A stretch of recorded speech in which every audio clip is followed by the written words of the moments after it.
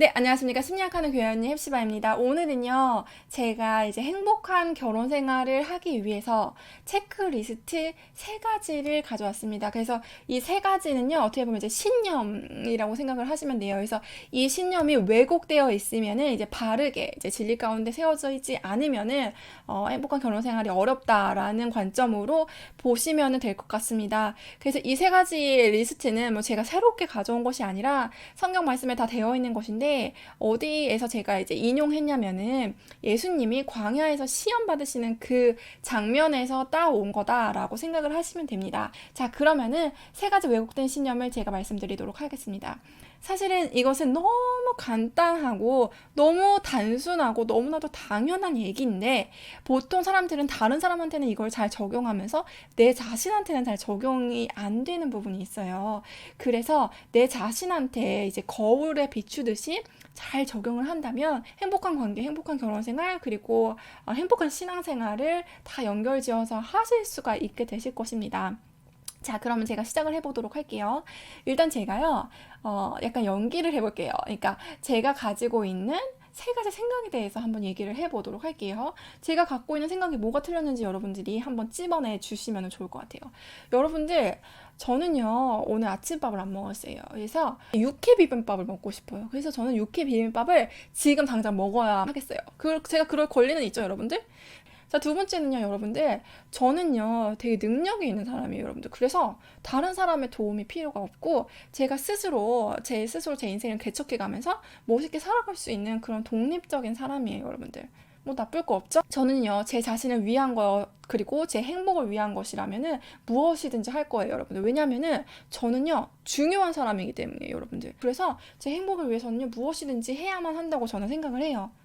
자, 이 세 가지의 오류를 여러분들이 발견을 하셨을지 모르겠어요. 자, 아직도 발견이 약간 어려우시다. 당연히 나는 육개 비빔밥 여러분들 먹을 권리가 있다고 생각하시고, 헵시바님은 참 중요한 사람이에요. 이렇게 생각을 하시고, 헵시바님 능력이 있으시구나. 뭐 이렇게 생각을 하신다면은 약간 좀 더 제가 더 깊게 들어가 보도록 할게요. 제 마음의 깊은 곳을 더 꺼내서 말씀을 드릴게요. 네, 저는 제가 원하는 것을 원하는 때에 반드시 해야만 해요. 그래서 여러분들, 저는 항상 자유로울 권리가 있어요. 그래서 제가 육회 비빔밥을 먹고 싶을 때 제 남편이 무슨 음식을 먹고 싶은지 저는 중요하지가 않아요. 저는 반드시 오늘 육회 비빔밥을 먹을 거예요. 저는요, 있잖아요. 저희 남편의 도움 따위가 필요하지가 않아요. 왜냐면 저는 정말 잘났기 때문에 저희 남편이 저를 도와줄 필요가 없어요. 그래서 저는 제 스스로를 제 스스로 구원하면서 살 수 있다는 뜻이에요. 그러니까 뭐 구원이 어렵다면요. 여러분 그냥 제가 제 능력대로 제가 벌어먹고도 살 수도 있고요. 그리고 제가 뭐 이렇게 딴 사람 필요가 없어요. 그러니까 기댈 필요가 없단 말이죠. 왜냐면은 제가 그냥 제 스스로 잘 살 수 있기 때문이에요. 저는 굉장히 독립적인 인간이에요, 여러분들. 저는요, 있잖아요. 세상의 중심이 저예요. 그래서 제가 주인공이에요, 여러분들. 그래서 우리 신랑도 저의 행복을 위해서 무조건 희생을 해야 돼요. 왜냐면 제가 행복한 것은 너무 중요하고 저는 제가 원하는 것을 얻을 만큼 중요한 사람이기 때문에 저희 신랑은 저를 위해서 당연히 희생을 해줘야죠. 자, 여러분들 이제 뭐가 잘못됐는지 아시겠죠? 이 세 가지가 우리 인간이 넘어질 수 있는 가장 근본적인 죄악이라고 성경에는 말하고 있고, 그래서 예수님도 이렇게 세 가지 시험을 당하셨고, 물론 극복을 하셨죠.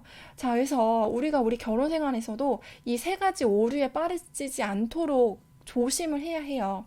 제가 좀 정리를 해드리자면요. 자율성의 욕구예요. 그래서 자율적인 것들 너무 좋은 말이라고 생각을 하지만 내가 내 맘대로 항상 내 원하는 것을 할 수가 있지가 않은 거죠. 결혼 생활이라는 게 특히 내 시간과 그리고 또 경제적인 것들, 돈도 내 맘대로 쓸 수 있는 게 아닌 게 결혼 생활이잖아요. 그리고 우리 애가 울고 있는데 내가 지금 배고프다고 나 혼자 먹고 있을 수가 없거든요.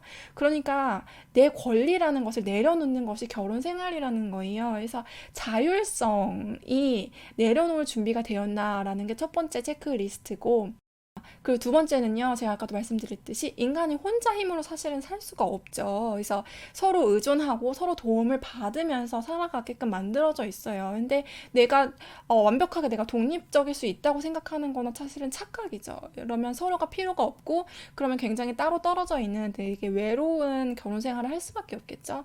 그래서 서로 의존되고, 그러니까 물론 이제 끝까지 의존하는 것은 아니지만 당연히 서로 이제 도움을 주고받는 관계가 되어야지만 되는 되는 것이죠. 유아독존, 이거는 안 된다는 거예요. 결혼 생활에서.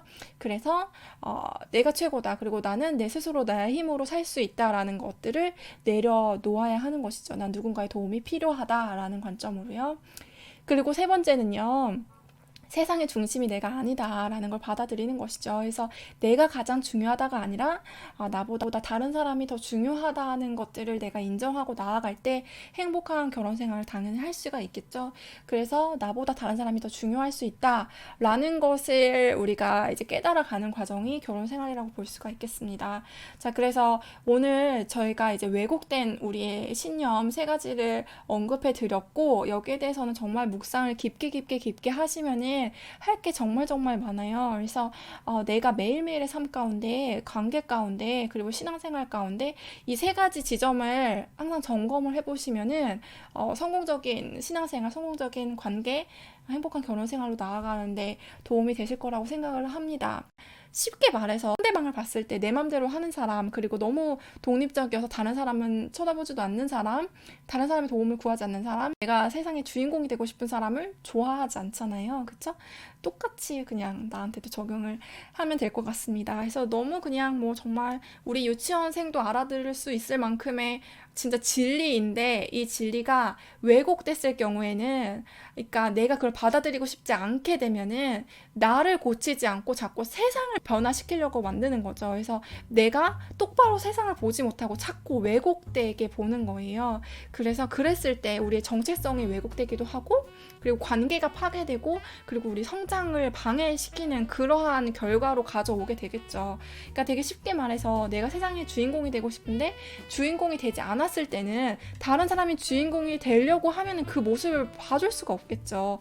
그러면은 그 사람을 간접적으로 또 직접적으로 공격하게 될 수밖에 없다는 것. 근데 이런 식으로 우리의 잘못을 우리가 인정하고 나서야 진정 세상을 건강하게 제대로 된 눈으로 우리가 바라볼 수 있는 안경을 끼게 될 것 같습니다.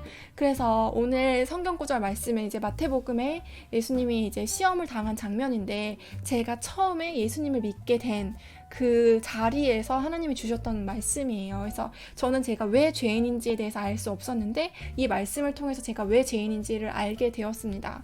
여러분들도 오늘 말씀이 정말 도움이 되셨으면 좋겠고, 이제 적용한 것도 나눠주시면 너무 좋을 것 같습니다. 네, 오늘 컨텐츠도 들어줘서 너무너무 감사드리고, 네, 여러분들 행복한 결혼 생활과 행복한 신앙 생활로 나아가는데